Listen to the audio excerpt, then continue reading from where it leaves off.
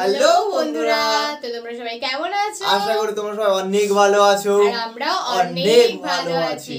তো চলে এসেছি তোমাদের সেই পছন্দের হুজুরকে নিয়ে একটা ধামাকাদার ভিডিও নিয়ে। থাম্বনেল দেখে তো তোমরা বুঝতেই পেরেছো যে কোন হুজুরের ভিডিওতে চলেছে আজকে। আজহারি হুজুর। তোমরা সবাই কিন্তু জানো এটা রমজানের মাস চলছে। অবশ্যই তো তার জন্য রমজানের উপরে কিন্তু আমরা আবারও একটা ভিডিও নিয়ে চলে এসেছি গাইস। আর কারা কারা রোজা রাখছো সেটা অবশ্যই কমেন্টে গাইস তোমরা কমেন্টে জানাও গাইস তোমরা কারা কারা রোজা রাখছো। রোজা গাইস প্রায় শেষের মুখে,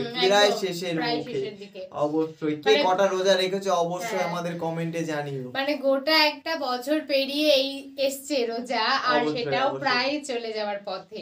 তো আশা করি সবাই মানে ঠিকঠাক ভাবে রোজাটা রেখেছো, আশা করা যায়। কারণ অনেকের মধ্যে আবার এই ব্যাপারটা আছে যে বাড়ির লোক জানছে না, ও ঠিক আছে নিজের মতো নিজে করে নি, কিন্তু এগুলো তো করো না কিন্তু, ঠিক আছে?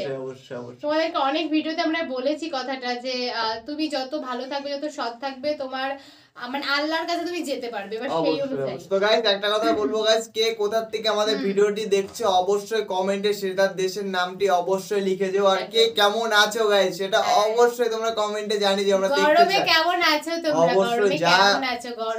যা গরম পড়েছে গাইস, সত্যি জীবন পুরো শেষ হয়ে যাচ্ছে আমাদের। তো চলো রমজানের মাসে রমজানের ভিডিও নিয়ে চলে এসেছি। থাম্বনেলটা তোমরা দেখেইছো, আমি একবার টাইটেলটা জানিয়ে দিই। অবশ্যই। আচ্ছা, বলছে মাহে রমজানে 10টি অভ্যাস ত্যাগ করুন। মানে মাহে রমজানে 10টি অভ্যাস ত্যাগ করুন।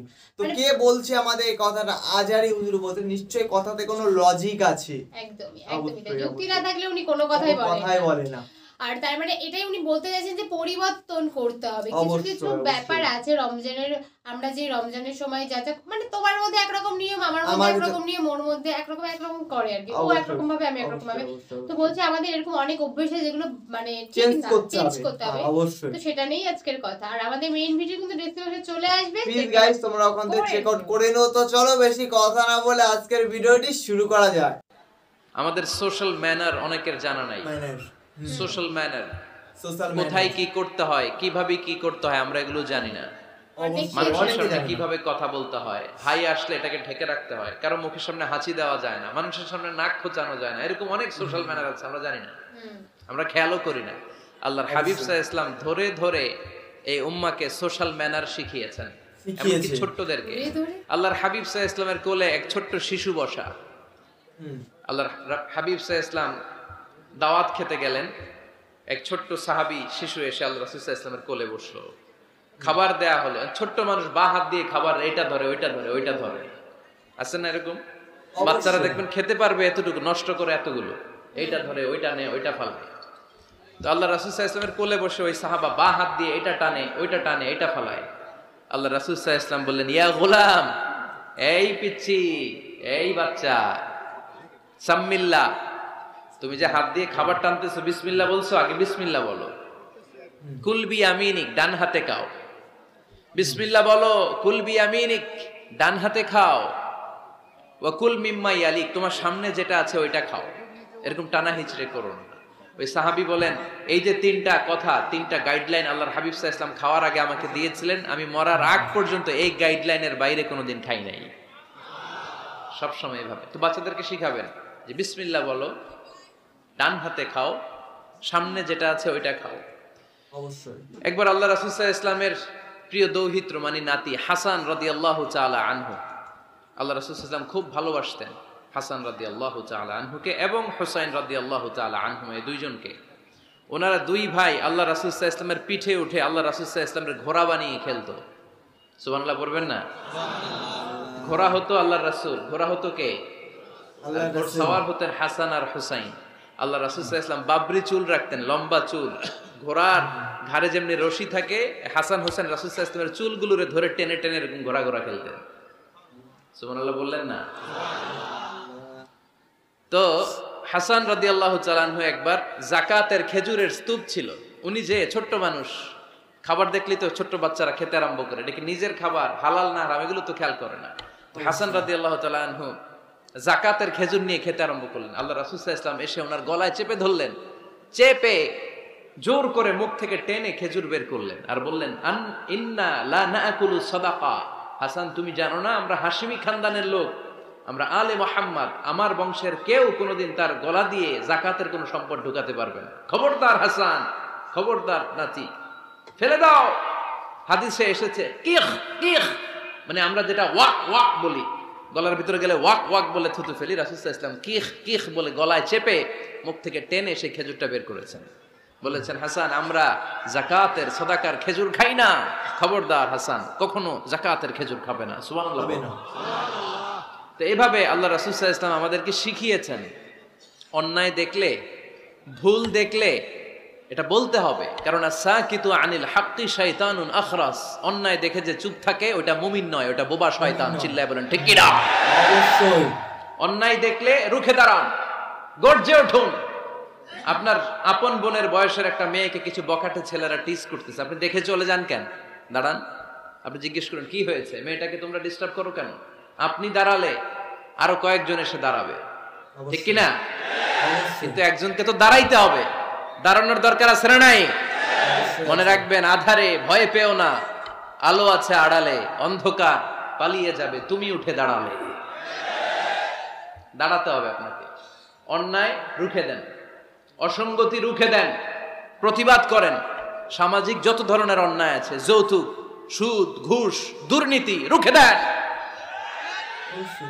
আমরা এগুলোর বিরুদ্ধে। আমরা দুর্নীতির পক্ষে না বিপক্ষে? সুদের পক্ষে না বিপক্ষে? যৌতুকের পক্ষে না বিপক্ষে? এগুলোর বিরুদ্ধে সামাজিক আন্দোলন গড়ে তুলুন, কথা বলেন। Raise your voice, raise your voice heard, কণ্ঠকে উঁচু করুন, প্রতিবাদ করুন, রুখে দাঁড়ান। আপনি দাঁড়ালে সোজা থাকবে বাংলাদেশ, আপনি বসে গেলে পথ হারাবে বাংলাদেশ। এজন্য সামাজিক অন্যায়কে রুখে দিতে হবে। আল্লাহর হাবিব সাল্লাল্লাহু আলাইহি ওয়াসাল্লাম যত জায়গায় সামাজিক অসঙ্গতি দেখেছেন ধরে ধরে ঠিক করেছেন। কারো ভুল নাম দেখলে তিনি চেঞ্জ করে দিতেন। মক্কা থেকে মদিনায় যখন আল্লাহ রাসূল সাল্লাল্লাহু আলাইহি ওয়াসাল্লাম গেলেন, মদিনার আগের নাম ছিল ইয়াসরিব। মদিনার আগের নাম কি ছিল? ইয়াসরিব। ইয়াসরিব শব্দের অর্থ to take revenge from someone, প্রতিশোধ নেয়া। আল্লাহর হাবিব সাল্লাল্লাহু আলাইহি ওয়াসাল্লাম বলেন আমি রাহমাতাল লিল আলামিন, আমি দয়ার নবী, মায়ার নবী, আর আমি যেই শহরে আসবো এই শহরের নাম প্রতিশোধের শহর। নেভার, কখনো হতে পারে না। আজকে থেকে এই শহরের নাম তওবা কিংবা তয়বা, মানে পবিত্র নগরী, মদিনাতুন নবী, নবীর শহর। আল্লাহ রাসূল সাল্লাল্লাহু আলাইহি ওয়াসাল্লাম ইয়াসরিব থেকে ওই শহরের নাম ওই দিনই মদিনা শহর বানায় দিলেন।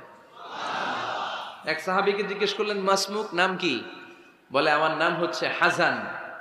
হাজান মানে দুশ্চিন্তা, অ্যাংজাইটি, মানে যে সব সময় টেনশন করে। আল্লাহ রাসূল সাল্লাল্লাহু আলাইহি ওয়াসাল্লাম বলেন এটা একটা নাম হলো মিয়া? টেনশন কি কারো নাম হয়? রাসূল সাল্লাল্লাহু আলাইহি ওয়াসাল্লাম বললেন শোনো তোমাকে একটা পরামর্শ দেই, এই টেনশন নাম বাদ দাও, তুমি হাজান নাম কেটে সাহাল নাম রাখো। সাহাল। এখন হাজান বলে আমি ছোট্টবেলা থেকে সবাই আমারে চেনে হাজান নামে, এখন আমার নাম যে সাহাল এটা আবার ঘোষণা দিতে হবে, দরকার নাই। আমার হাজান আছে এটাই ভালো, টেনশন সমস্যা নাই। ও এবার বাড়িতে চলে যাওয়ার পরে আল্লাহ সব টেনশন ওর মাথার উপরে চাপাইছে। ওর এই বিপদ, ওর ব্যবসায় মন্দা, ওর পেটে ব্যথা, ওর জ্বর, ওর অসুস্থতা, ওর ঘরে শান্তি নাই, একটার পর একটা টেনশন আরো বেড়ে গেছে। সবাই বলে হাজান, ওই যে রাসূল সাল্লাল্লাহু আলাইহি ওয়াসাল্লাম সুন্দর নাম দিয়েছিল ওইটা নেও না, এই জন্য টেনশন বাড়ছে। যাও রাসূল সাল্লাল্লাহু আলাইহি ওয়াসাল্লামের কাছে ক্ষমা চেয়ে নাম ফেরত করে নিয়ে আসো। হাজান এবার যে বলে ইয়া রাসূলুল্লাহ আমার হাজান নামের দরকার নাই, আপনি যেটা সাহাল দিয়েছিলেন ওইটাই ভালো। সাহাল শব্দের তো সহজ। সাহাল মানে কি? ওই সাহাল রাদিয়াল্লাহু তাআলা আনহু বলে আমি রাসূল সাল্লাল্লাহু আলাইহি ওয়াসাল্লামের কাছে ক্ষমা চেয়ে ওনার দেয়া নাম নিয়ে আসলাম সাহাল, তারপর থেকে সবাই আমাকে ডাকে সাহাল। সাহাল মানে সহজ। আর ওই দিন থেকে মরার আগ পর্যন্ত আমার জীবনে আর কোনো টেনশন আসে নাই, সব কাজে আল্লাহ সাহাল অর্থাৎ সহজ করে দিয়েছেন। পড়েন সুবহানাল্লাহ। এজন্য উঠে দাঁড়াতে হবে, রুখে দিতে হবে সব অন্যায়। রাজি আছেন তো? যে সূরা থেকে কথা শুনবো এটাকে বলে সামাজিক রীতিনীতির সূরা। আমাদেরকে আল্লাহ তাআলা সোশ্যাল এন্ড মোরাল কিছু গাইডলাইন দিয়েছেন, 10টা গাইডলাইন আল্লাহ তাআলা আমাদের জন্য এখানে ডেডিকেট করেছেন। এবং আমরা দেখব যে এই সমস্যাগুলোর কারণেই আমাদের সমাজে আজকে অশান্তি। কি করে একটা সমাজের শান্তি, শৃঙ্খলা, ভারসাম্য অক্ষুণ্ণ রাখা যায় এ ব্যাপারে চমৎকার কিছু গাইডলাইন আল্লাহ এই সূরায় দিয়েছেন। আল্লাহ রাসূল সাল্লাল্লাহু আলাইহি ওয়াসাল্লামের 9 জন স্ত্রী এট এ টাইমে বেঁচে ছিল। মোট স্ত্রী 11 জন, দাসী 2 জন, সব মিলে 13 জন। আর এট এ টাইমে বেঁচে ছিল 9 জন। আল্লাহর হাবিব সাল্লাল্লাহু আলাইহি ওয়াসাল্লামের আলাদা কোনো ঘর ছিল না। 9 বিবিরে 9টা ঘর করে দিয়েছিলেন, এগুলোরই বলে হুজরা। সুবহানাল্লাহ পড়েন। তো উনি যখন ওখানে থাকতেন মাঝে মাঝে দূর থেকে কিছু বেদুইন লোকেরা আসতো যাদের মধ্যে সভ্যতা ভব্যতা আসে নাই, এরা এসে আল্লাহ রাসূল সাল্লাল্লাহু আলাইহি ওয়াসাল্লামকে ডাকা শুরু করতো। আমরা আমাদেরকে যেমনে ডাকি, আপনার নাম যদি হয় আব্দুল্লাহ, আমি আপনার বন্ধু হলে আপনারা ডাকবো ওই আব্দুল্লাহ, এদিকে আয়, এভাবে ডাকবো না? বন্ধু তো, তুই আমার বন্ধু, আব্দুল্লাহ এদিকে আয়। আব্দুর রহিম আমার বন্ধু, তো আমি ডাকবো এই আব্দুর রহমান এই। কিন্তু আল্লাহ রাসূল সাল্লাল্লাহু আলাইহি ওয়াসাল্লামের নাম হচ্ছে মুহাম্মদ, ওনারা কি ডাকা যাবে এই মুহাম্মদ এই? ডাকা যাবে? উনি কি আমাদের মতো মানুষ? উনি মানুষ, তবে অসাধারণ মানুষ, ঠিক কিনা?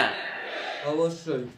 তো কিছু বেদুইন এসে দুপুরবেলা রাসূল সাল্লাল্লাহু আলাইহি ওয়াসাল্লাম বিশ্রাম নিচ্ছিলেন, তারা এসে বলতে আরম্ভ করলো ইয়া মুহাম্মদ, ইয়া মুহাম্মদ, এই মুহাম্মদ এই, বের হও।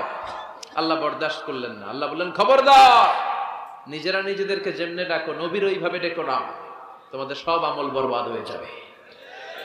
অপেক্ষা করো, অপেক্ষা করো, অ্যাপয়েন্টমেন্ট নাও, পারমিশন নাও, সালাম দাও। কার কথা? চিল্লায় বলতে হবে কার? রব্বুল আলামিন বলেন ইয়া আইয়ুহাল্লাযীনা আমানু লা তাদখুলু বুয়ুতান গায়রা বুয়ুতিকুম হাত্তা তাস্তানিসু ওয়া তুসাল্লিমু আলা আহলিহা যালিকুম খায়রুল লাকুম লাআল্লাকুম তাযাক্কারুন। পড়েন আল্লাহু আকবার।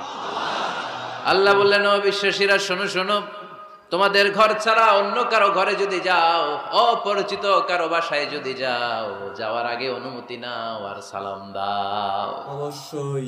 দেখেন সমাজ পরিবর্তনের ওয়াজ, অনুমতি নিতে হবে, সালাম দিতে হবে, পারমিশন নিয়ে যাবেন, অ্যাপয়েন্টমেন্ট নিয়ে যাবেন। অনেকে এমপির বাসায় যেয়ে ভিড় করে, এমপি রে পায় না, রাগ দেখে, আরে আসছি এমপি হয়েছে তো কি হয়েছে, পাওয়া যায় না সময় মতো। এমপিরও কাজ আছে না নাই? উনি তো আপনাদের জন্যই কাজ করে, উনি যে মিটিং গুলো করে আপনাদের জন্য, এই নির্বাচনী এলাকার জন্য করে, এগুলো বুঝতে হবে। অনেক ব্যস্ত মানুষ হুজুরের বাসায় যে এই হুজুর নামে না, এখনো এতক্ষণ ধরে বসে আছি, 2 কাপ চা দিয়ে বসায় রাখছে আমাদেরকে, এরকম অভিযোগ আছে না নাই? অবশ্যই। কিন্তু হুজুরও মানুষ, হুজুরের ঘুমানো লাগে, হুজুরের গোসল করা লাগে, হুজুরের বিশ্রাম লাগে, হুজুরের ফ্যামিলি আছে, হুজুরও অসুস্থ হয়, হুজুর রোবট না, ঠিক কিনা? এগুলো একটু বোঝার চেষ্টা করবেন, একটু আমলে নেবেন। এজন্য সুন্নাহ হচ্ছে কারো সাথে দেখা করার আগে অনুমতি নিয়ে যাওয়া। মোবাইল থাকলে ভাই বিকেলে একটু আসতে চাই, উনি যদি বলে হ্যাঁ আসেন যাবেন, তাহলে 1 নাম্বার সুন্নাহ অ্যাপয়েন্টমেন্ট নেওয়া। 2 নাম্বার সুন্নাহ যে সালাম দেওয়া, অনুমতি চাওয়া। কারো ঘরে হুট করে দরজায় ধাক্কা মেরে ঢুকা যাবে? আগে কি দিবেন? আওয়াজ করে বলেন, আগে কি দিবেন? সালাম। তারপর আপনার নাম বলবেন। কি বলবেন? আল্লাহর হাবিব সাল্লাল্লাহু আলাইহি ওয়াসাল্লাম ওনার ঘরে বসা, এক সাহাবী এসে দরজার মধ্যে কাড়া নাড়লেন। আল্লাহর হাবিব সাল্লাল্লাহু আলাইহি ওয়াসাল্লাম বললেন মানদা, কে দরজায় কাড়া নাড়ে? সাহাবী বললেন আনা, আমি। বিশ্বনবী বললেন মান আনতা, তুমি কে? সাহাবী কয় আনা আনা। আরে নবী আমি আমি। রাসূল সাল্লাল্লাহু আলাইহি ওয়াসাল্লাম কিসের আনা আনা? নাম বলো মিয়া। আনা আনা কান্নাহু কারিহাহা। রাসূল সাল্লাল্লাহু আলাইহি ওয়াসাল্লাম ওর কথাটাই রিপিট করলেন। রাসূল সাল্লাল্লাহু আলাইহি ওয়াসাল্লাম জিজ্ঞেস করলেন কে? বলে আমি। আরে তুমি কে? সাহাবী বলে হুজুর আমি। আল্লাহ রাসূল বলে আমি আমি, এটা কোনো নাম হইলো? নাম বলো। আল্লাহ রাসূল সাল্লাল্লাহু আলাইহি ওয়াসাল্লাম রেগে গিয়ে 2 বার বললেন আমি আমি আমি আমি। তা আমি বললেন না, আবার নামটা বলবেন। আমি কোনো নাম হইলো? তো সাহাবী বললেন আমি। রাসূল সাল্লাল্লাহু আলাইহি ওয়াসাল্লাম বললেন না, আমি তোমার নাম না, তোমার নাম বলবে। তাহলে কারোর সাথে দেখা করতে গেলে প্রথম কাজ হচ্ছে অ্যাপয়েন্টমেন্ট নেওয়া, 2 নাম্বার অনুমতি চাওয়া, দরজায় নক করে সালাম দেওয়া, আর নাম বলা। রাজি আছেন? অনুমতি ছাড়া কারো ঘরে ঢুকবেন না, এটা কি আপনাদের মনে থাকবে? এক সাহাবী বললেন ইয়া রাসূলুল্লাহ, ইয়া হাবিবাল্লাহ, আমার ঘরে কেউ নাই, শুধু আমি থাকি আর আমার আম্মা থাকে। আস্তাযিনু আলা উম্মি, আমার মায়ের ঘরে যেতেও কি আমার অনুমতি লাগবে নাকি? আল্লাহর হাবিব বললেন তুহিব্বু আন তারাহা উরিয়ানা, তুমি কি চাও নাকি তোমার মাকে তুমি উলঙ্গ দেখবে? সাহাবী বললেন না, কশিন কালেও আমার মারে আমি উলঙ্গ দেখতে চাই না। আল্লাহর হাবিব সাল্লাল্লাহু আলাইহি ওয়াসাল্লাম বললেন ইদান ইস্তাযিন আলাইহা, তাহলে তোমার মার ঘরে ঢোকার আগেও অনুমতি নিয়ে ঢুকবা। মায়ের ঘরে ঢোকার আগে অনুমতি নিয়ে ঢুকবা। সাহাবী বলে আনা খাদিমুহা, রাসূল সাল্লাল্লাহু আলাইহি ওয়াসাল্লাম আমি তো, আমি ছাড়া ওনার কেউ নাই, আমি তো ওনার খেদমত করি, আমার মার ঘরে ঢোকার আগে অনুমতি নেওয়া লাগবে? আল্লাহ রাসূল সাল্লাল্লাহু আলাইহি ওয়াসাল্লাম বললেন হ্যাঁ, তোমার মায়ের ঘরে ঢোকার আগে অনুমতি নেওয়া লাগবে। তাহলে মার ঘরে ঢোকার আগে যদি অনুমতি লাগে, বোনের ঘরে ঢোকার আগে তোর অনুমতির দরকার নেই? হ্যাঁ, ভাইয়ের ঘরে, ভাবির ঘরে ঢুকবেন? হ্যাঁ, অনুমতি নিয়ে ঢুকবেন না? খবরদার, কারো ঘরে ঢোকার আগে অনুমতি নিয়ে ঢুকবো আমরা। হুট করে আমরা অনেক সময় ঢুকে পড়ি, সে হয়তো বিশ্রাম নিচ্ছে, অল্প কাপড় পরে শোয়া বা বিছানায় এমন ভাবে পড়ে আছে, ওই অবস্থায় সে কারোর সাথে দেখা করতে চাচ্ছে না, ওই অবস্থায় হুট করে ঢুকা যাবে? নক করেন, সালাম দেন, নাম বলেন, পারমিশন চান। এই সময়ের মধ্যে সে নিজেকে গুছিয়ে প্রিপেয়ার্ড হবে, আপনার সামনে আসার উপযোগী করে নেবে নিজেকে, ঠিক কিনা? দিস ইজ ইসলাম। আওয়াজ করে বলেন, দিস ইজ ইসলাম। এটাই ইসলাম। শুধু লম্বা দাড়ি রাখাই ইসলাম না, শুধু নামাজ পড়তে পড়তে কপালে দাগ ফেলানো ইসলাম না। কারো ঘরে ঢোকার আগে অনুমতি নিয়ে যাওয়ার নাম ইসলাম। অবশ্যই। কথা বুঝতে পেরেছেন? তাহলে কারো ঘরে ঢোকার আগে পারমিশন নিব, সালাম দিব। হুট করে আজ থেকে কারো ঘরে ঢুকবো না। ইনশাআল্লাহ পড়বেন না? তো বন্ধুরা, আমাদের ভিডিওটি তোমাদের কেমন লাগলো অবশ্যই তোমরা কমেন্টে জানাও। সত্যি আজহারির কথাবার্তা সত্যি অমাইক লেভেলের কথাবার্তা। আগেও বলেছি, যতটুকু বলে একদম একদম মানে সঠিকের উপরে যদি কিছু থাকে সেটা আজহারি। আর সত্যি আজহারি হুজুরের কথাবার্তা মানে শুনতে সত্যি খুবই ভালো লাগে, খুবই ভালো লাগে। তোমাদের কেমন লাগে তোমরাও জানিও যে আজহারি হুজুরের কথাবার্তা শুনতে তোমার কেমন লাগে।